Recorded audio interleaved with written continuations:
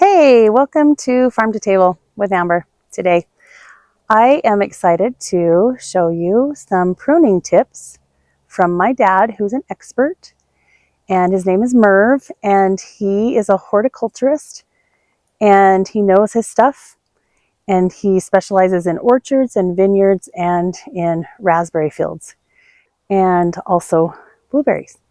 So today, we are going to do some pruning. He specifically will do some pruning, and he's going to prune some cherry trees for you. And he's ready down here for me to film him. So here we go.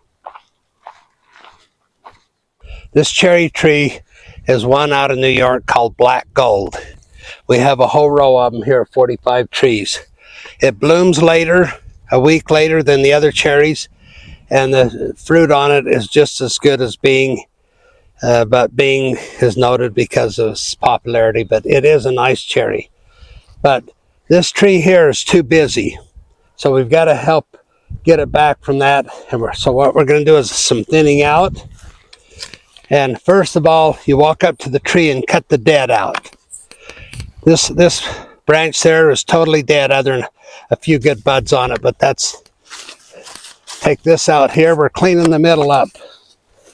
And I'm going to take this cut right here, which is a big one.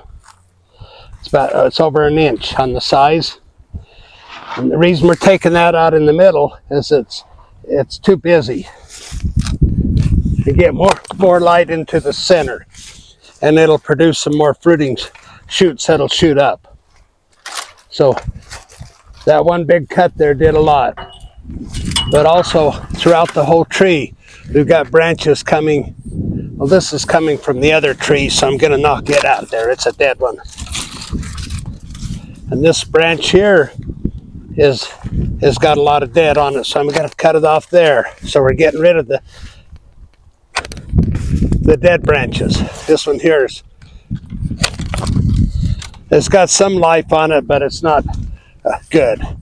So you've already created a whorl on this tree, right, Dad? Yep. Will you explain what a whorl looks like? Well, a whorl is going in all directions, so it opens up, but if we open this up, so it'll start creating some new shoots down lower, so that it's more good for production. And what is a whorl? A whorl is the limbs are spread out, just like a whorl. They don't all come, but it's not a central leader system like we do a lot with a lot of things.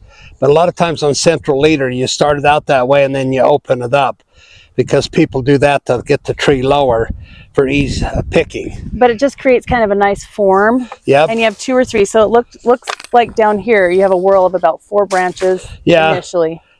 And then it's just kind of grown into that whorl. But it's got some dead ones in here we want to get out. And by cutting, it'll stimulate some growth here.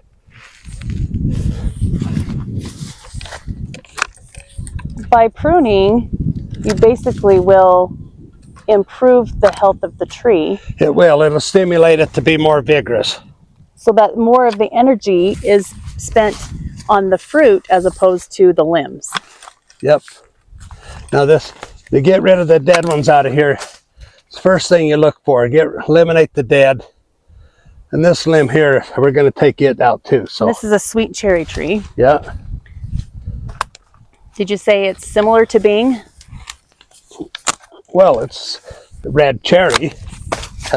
It's just later in Bing, and it's hardy and it blooms later, so it's good for a cold climate. It's one of the better ones to select. What zone are we in here? We're in 4.5 to 5. And so this is a good variety for this zone. Yep. Do you know the name of it? Black Gold. It's a New York variety. Most people just know when they say sweet cherries, they think Bing all the time. And that's fine, but there's a lot more varieties than just Bing.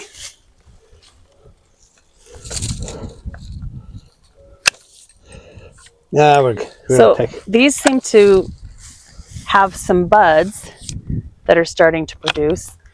This is still a good time to prune, right? Yeah, I'm going to take this one out. It's going to lower it a little bit and open it up down inside. And the time of year it is here is mid-April in northern Utah.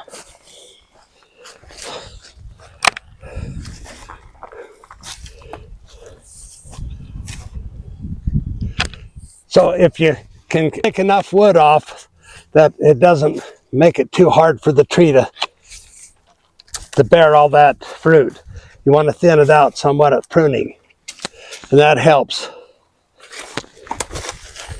But you got to realize it takes a while for those limbs to grow, so you don't cut it too much off, but enough to help it.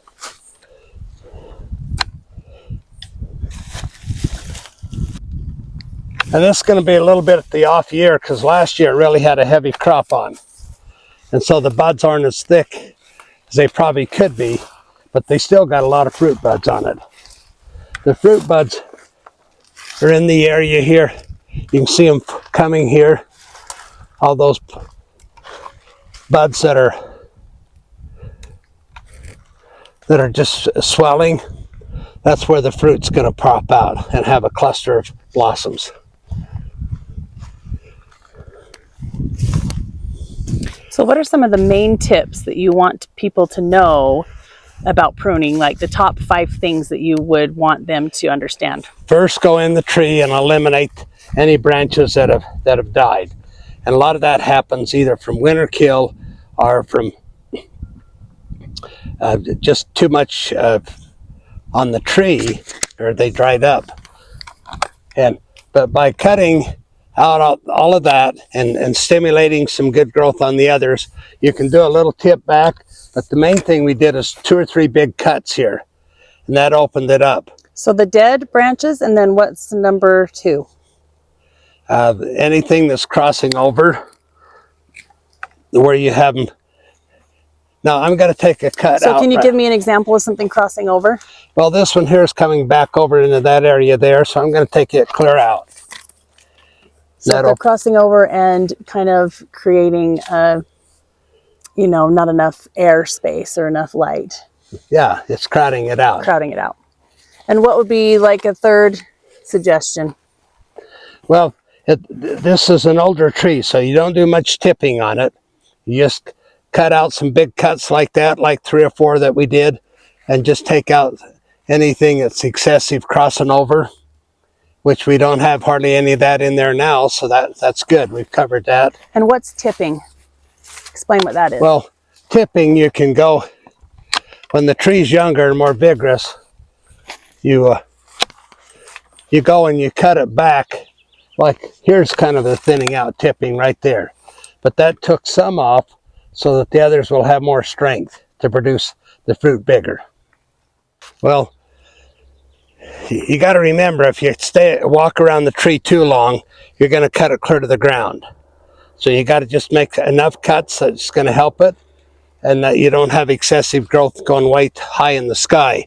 Now, you can turn around and show this other variety here if you want, how they're going a little higher. So some of them we're going to have to shorten down. Yeah. Because you got to remember, you got to try to pick that fruit, and you don't want to go clear to the sky. So these would not be considered a dwarf? They're on sweet cherry tree. They're on dwarfing rootstocks, yeah. It's on the Gisela 12 or Gisela 6 rootstock, which is one that was developed in Germany. But they're vigorous. They produce a lot of fruit on them early. It doesn't take forever to get up there. So would you say you have a little more to do on this tree, or you're finished? It's getting pretty close now. Over here you see all of this bird netting. Uh-huh. And we've used that in the past to cover the cherries, but it's pretty hard to keep the birds out. So now we've got a chirping apparatus that will scare the birds away with, like peregrine falcon noises, chirps, and different things that the birds fear. And if they hear that, they start clearing out. We could maybe bring it back in the top a cut or 2, but it's not a real tall situation, so we can live with what's there.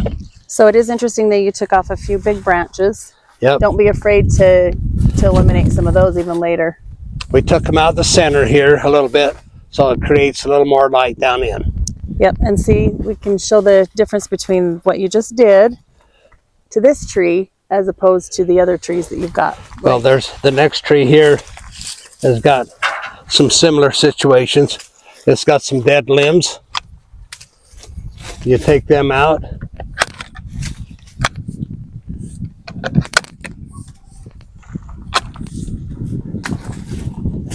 And you've got one or two cuts here in the middle that'll help it. That's probably this one.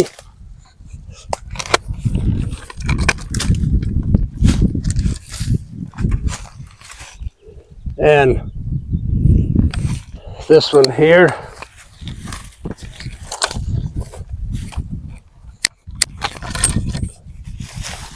But it seems, or it appears, that you're not being too drastic with these trees.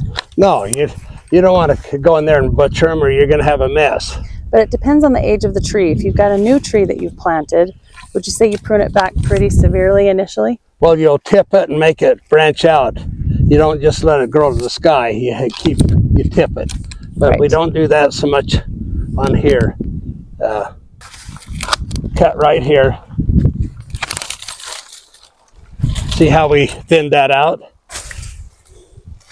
That lets more light down in. And you kind of streamline it to the tree next to it, what it's doing. These trees are only planted 8 feet apart. And what would you recommend? Well, if you got Maybe the 10 dwarfing feet? rootstock, you can tolerate that. But you still have to kind of prune from one to the other to help each other out. Would you recommend maybe 10 feet? Yeah, you can. This limb here is dead, so I'm taking it out. And partially it dies because it's lack of sunlight, and just stuff like that can cause that to happen. There we go. Look, we've created a little more space there. That's nice. Yeah, that looks good, doesn't it? Lets it in. I'm just thinning it out and let the light in. We don't have a central leader here. This is kind of an open leader. But you can see how the sun can get in all around there, and you'll start generating some more new shoot growth down inside here, and that makes it so your cherries are down lower when you're picking. Instead of up so high. Yeah. Bring the wood back in down in the middle, and so that